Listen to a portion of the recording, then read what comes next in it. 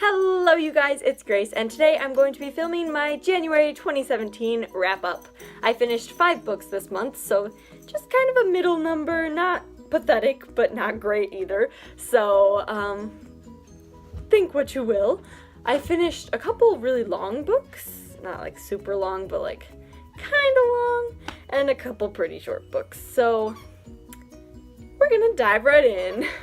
The first book I finished, I actually finished on January 1st, so I read about half of it in December and then finished the rest of it on the plane ride home from California on the 1st. So it really brings back memories talking about this book and makes me want to go back to California, so kind of missing it a little. But that is Carry On by Rainbow Rowell. I loved this book and gave it a 5 out of 5 stars. I loved the diversity in this book.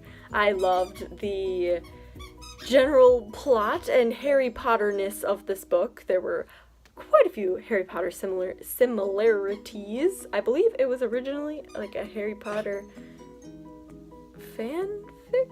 This book takes place in a world that was kind of created in Fangirl by Rainbow Rowell. It's a fan fiction from the main character in Fangirl. So that's where it kind of came from. And then she ended up writing a whole entire book based on the fanfiction in her other book. So I thought that was absolutely amazing. I read them fairly close to each other, so I think that definitely added a little bit of like connections and intrigue to it, so that was super fun. I've heard great things about this, and it definitely lived up to its name. I was so happy to finally give this book a chance. It's been sitting on my shelf for a super long time, and I picked it up and just kind of fell in love with it. So definitely a great book, probably going to be one of my favorites for 2017. It follows Simon and Baz, who, I really don't remember a lot about it because it was over a month ago that I finished it, but basically it had to do with very Harry Potter-ish like worlds and themes. There's like a chosen one vibe going on, and there's some romance, and it was just a really fun book, really kind of cute, but also had some darker sides to it. It just reminded me a lot of Harry Potter, and that made me happy. Next up, I finished Daughter of Smoke and Bone by Laini Taylor. I gave this a 4 out of 5 stars. It was really, really good. I did enjoy it a lot, but I had a little bit of trouble getting into it and then staying into it. Her writing style is very different from a lot of other authors that I read. It's very beautiful. It has a kind of floweriness almost of language, and her sentences, each one seems like crafted out of sunlight and like intelligence personified. Like, I love her sentence structure, and her stories are just so wonderfully crafted. The one thing that kind of made it hard for me to get into this is there were a couple parts that it kind of would like leave out bits of the story and tell you them later in the story, but I'd get really confused because I'm like, wait, what happened? Where are we now? What is going on?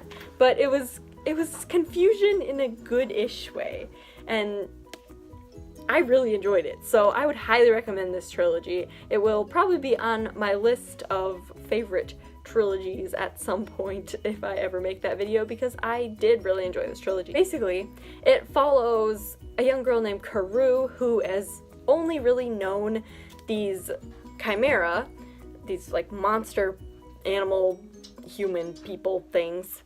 So she's lived with them her entire life and doesn't really know a lot about her past, and one day these black handprints start to appear on doorways, and the life she's known forever is just kind of like taken from her, and she has to figure out what happened and where did her family go. So it's just really interesting. I don't want to tell you any more than that because I feel like it's more fun to go into it not knowing a lot. So that's all I'm telling you. Next up is Days of Blood and Starlight, the second book in that trilogy, also by Laini Taylor, obviously. I also gave this a 4 out of 5 stars. I had the same problem with it as the first book.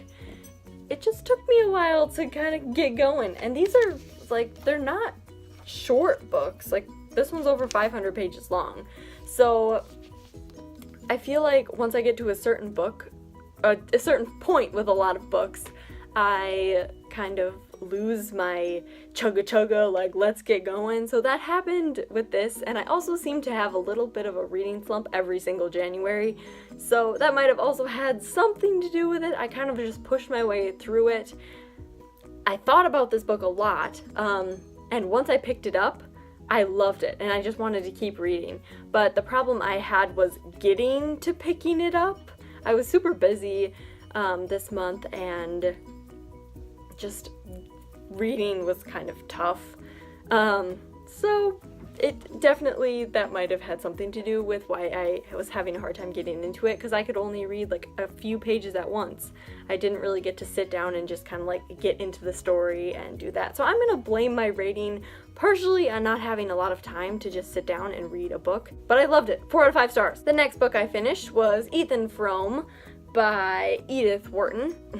This book was not my thing. I read it for AP Lit, my English class, and just wasn't a fan of it. The whole thing was sexual innuendos and references and wanting to commit suicide by sledding into trees, and it was just kind of a pain in the butt. Like, I didn't like it. There was no plot whatsoever. A guy falls in love with their, like, maid, housekeeper lady who's taking care of his wife, and his wife won't let them do anything, obviously, and she fires the girl, and whoop-de-doo, there's a sledding accident. This is the whole book, summed up. I do not recommend. Like, I didn't spoil the whole book for you. There was a few other things that happened, and, like, I'm not telling you what happened at the end, so, literally, like, a short, boring book. Like, I'm sorry. I've been trying to be a little more mean with my grading scales, so I gave this a 1.5 out of 5 stars. I've never given a book below a 2. So I'm proud of myself, because I really didn't like this book. There were, like, a couple things, like, there was a few parts that I was kind of, like, interested in, but basically there was no plot, and I didn't like it.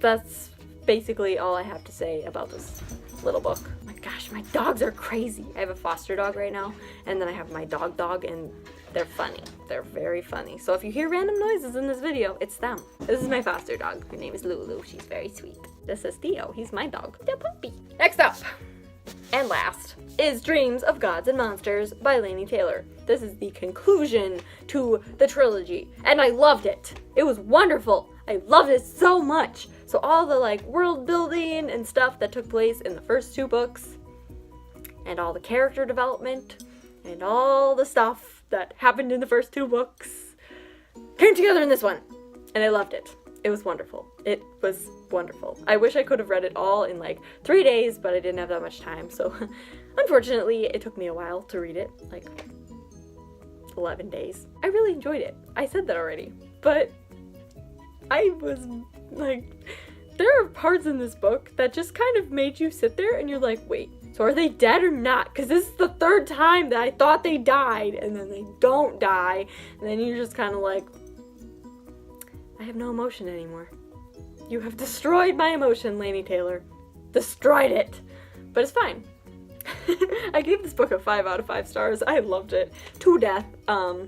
This one made up for the couple tiny little problems I had with the first book. I just loved the 3rd book. It was great. I give it all of my love and affection and recommendation, so definitely read this trilogy because it only gets better from the first book, and the first book was also amazing, so just give it a shot. Alright, so that was my, what's that thing called? Wrap-up. My January wrap-up. The first month of January of, Jesus, I can't talk. The first month of 2017 is over! Whoa! Whoa! It's unbelievable. Okay, I just got very excited there. Grace, you need, like, the opposite of caffeine. You need a chill pill. That's what you need. Okay, we're just gonna end this video. Please like this video if you enjoyed it. Comment below what books you read in the month of January, and subscribe to my channel so you never miss another video. I'll see you next time. Bye!